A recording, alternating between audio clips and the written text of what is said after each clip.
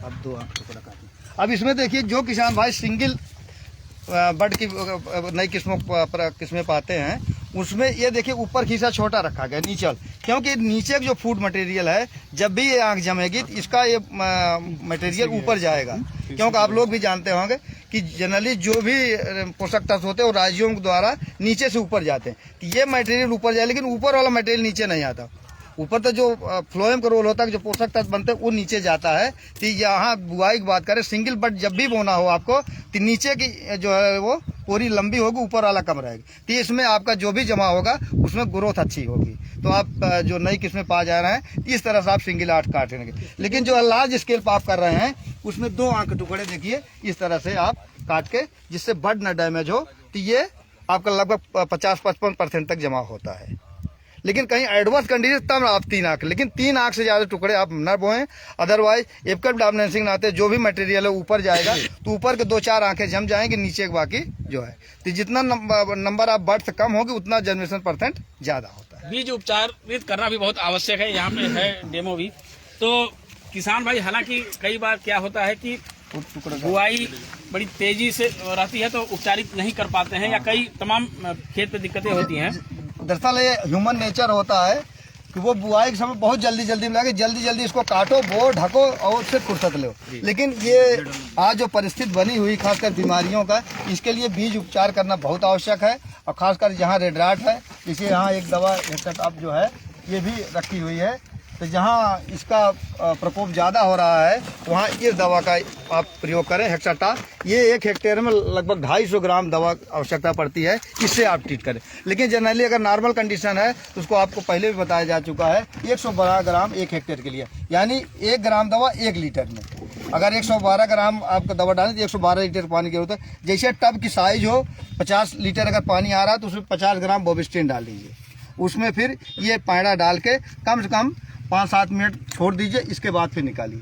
लेकिन इस एक्टिविटी करने में किसान हमेशा अवॉइड करता है कि वो कहता है कि इसमें टाइम ज़्यादा लग रहे हैं, लेकिन उसको करना है अगर हमको बीमारी को।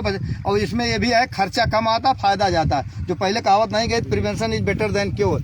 इसे आज देखिए हम लोग कोविड से कितना परेशान है, कितना पैसा, लेकिन तब भी हमारा जान जोखिम में था। वहीं आज वैक्सीन लग गया, अभी ये था कि लहर आ रही है, लेकिन वैक्सीन लगने के नाते आज हम लोग सेफ हैं। तो वही बात है, अगर आप उपचारित कर लें तो ज़्यादा चांसेस है आप ये जो नुकसान भविष्य में होने वाला उससे बच जाएंगे, और खर्चा भी बहुत आपका कम रहेगा। बिल्कुल सही बात है। बिना उपचारित किए ये हमें लगता है कि किसान भाइयों को ये प्रतिज्ञा कर लेनी चाहिए कि आज के परिवेश में कि बिना बीज को उपचारित किए हम गन्ने की बुआई कदापि ना करें।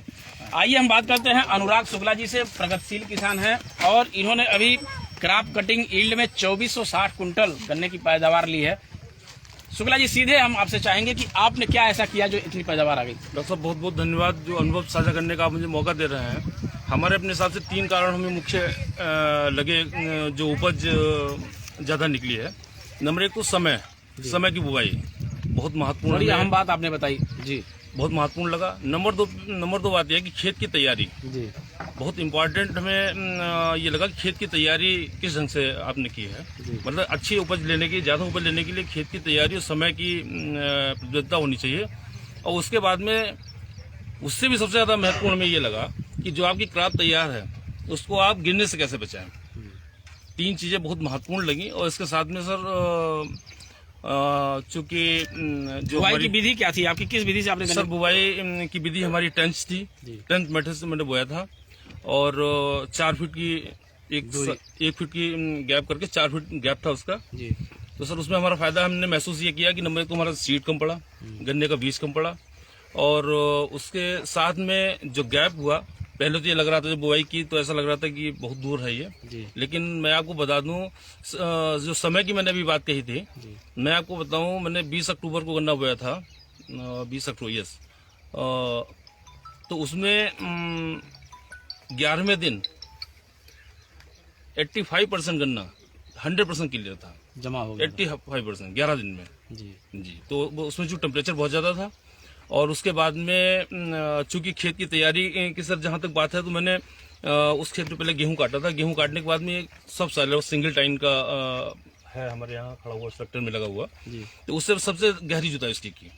उसके बाद में फिर हमने उसको पावर हैरो से उसकी जुताई की। उसके बाद मैंने ढांचा बोया उसमें, और ढांचा बोने के बाद में फिर उसमें ये हमारी फैक्ट्री ने हमें प्रोवाइड कराया था ये ट्राइकोडर्मा एजेक्टोबैक्टर पीएसबी। बिल्कुल बिल्कुल। इसका सही ढंग से उन्होंने मुझे बताया था कि कैसे इसको किया जाए। गोबर की खाद में 15 दिन मिला के मैंने रखा था छाया में जी, और उसकी सही ढंग से मैंने उसकी लास्ट जो जुताई हुई हमारे के खेत की तैयारी मतलब तैयार हो गया जी, तो मैंने आखिरी जुताई पे उसको किया। एक बहुत महत्वपूर्ण इसमें बात है कि जो हमने उपज ली है उसमें हमारी फैक्ट्री के जो लेके सुपरवाइजर से और यूनिट हेड साहब तक की मैं बात करता हूँ, तो उन्होंने मुझे समय समय पे हमारा मार्गदर्शन हमेशा किया। और गन्ना विकास विभाग हमारी हरदोई थी, वहाँ से भी हमारे लोगों ने सहयोग किया, तो कुल मिला के एक अच्छा अचीवमेंट मैंने महसूस किया। और जहाँ तक बात है सर, तो हमारे समय सबसे महत्वपूर्ण रहा। निश्चित रूप से शुक्ला जी ने जो बात बताई, शुक्ला जी एक अन्य किसानों के लिए एक प्रेरणा स्रोत हैं। इन्होंने 2460 कुंटल और इन्होंने बताया कि किस तरीके से हम उपज अच्छी पैदा प्राप्त किए हैं। जो इन्होंने बात किया है कि समय से बुआई, जो किसान भाई इस कार्यक्रम के रेगुलर देखने वाले हैं, पिछले सप्ताह यही हम लोगों ने डिस्कस किया कि 5T की बात हम लोगों ने किया कि टाइम ऑफ प्लांटिंग, जो समय से गन्ने की बुआई होती है। सेकेंड टी है टॉप पोर्शन ऑफ प्लांटिंग, गन्ने के ऊपरी भाग की बुआई होती है। तीसरा टी है ट्रेंच प्लांटिंग है। चौथा है ट्राइकोडर्मा की। तो ये जो चीजें हैं वो सारी चीजें शुक्ला जी ने इन चीजों को करके देखा है और प्रूव किया है। तो सीधे सीधे किसान भाई इन चीजों को अपनाएंगे तो निश्चित रूप से आप भी पैदावार ले सकते हैं। 2000 कुंटल, 2200 कुंटल, 2400 कुंटल पैदावार ले सकते हैं। आज की चर्चा हम यही समाप्त करते हैं। मैं बहुत एक बात मैं कहना चाहूँगा, सारी चर्चाओं में जो सबसे महत्वपूर्ण बात मुझे लगती है जी, कि गन्ने की पैदावार, गन्ने का उत्पादन बढ़ाने के लिए दो चीजें अति आवश्यक हैं। जी, एक तो कृषक द्वारा उगाए गए गन्ने को समय पे मिल में लेना, जी, और दूसरा उसकी सप्लाई होने के बाद समय पे उसकी पेमेंट का होना। समय से भुगतान। मैं बड़े हर्ष के साथ आप सबको सूचित करना चाहता हूँ कि हमारे ग्रुप की DCM श्रीराम की चारों चीनी मिलें हमेशा इसमें अग्रणी रही। धन्यवाद। निश्चित रूप से DCM ग्रुप का भुगतान की बात करें या पेमेंट की बात, सारी सुविधाएं बेहतर रही हैं। इसीलिए किसान यहाँ पे हमेशा प्रेरित रहते हैं कुछ नया करने के लिए और नया करते भी हैं। मैं बहुत बहुत धन्यवाद देना चाहूंगा। आज के इस कार्यक्रम में आप सभी लोगों ने शरीक किया। मैं वरिष्ठ वैज्ञानिक डॉक्टर सुभाष सिंह साहब का धन्यवाद देना चाहूंगा। अपने यूनिट हेड साहब को विशेष रूप से धन्यवाद देना चाहूंगा। इन्होंने ये आज इस कार्यक्रम की व्यवस्था की, इतना अच्छा अरेंजमेंट किया। मैं शुक्ला जी का भी धन्यवाद देना चाहूंगा और पूरी DCM ग्रुप की टीम को धन्यवाद देना चाहूंगा इस कार्यक्रम को देखने के लिए, इस कार्यक्रम में शरीक होने के लिए। मैं अभी शाम को 6 बजे आप सभी से फिर रूबरू होऊंगा DD किसान चैनल दिल्ली से लाइव, जिसको टाइम मिले आप लोग देख सकते हैं। अगले मंगलवार को पुनः मिलेंगे एक नए विषय के साथ। तब तक के लिए नमस्कार। बहुत बढ़िया, बहुत बढ़िया।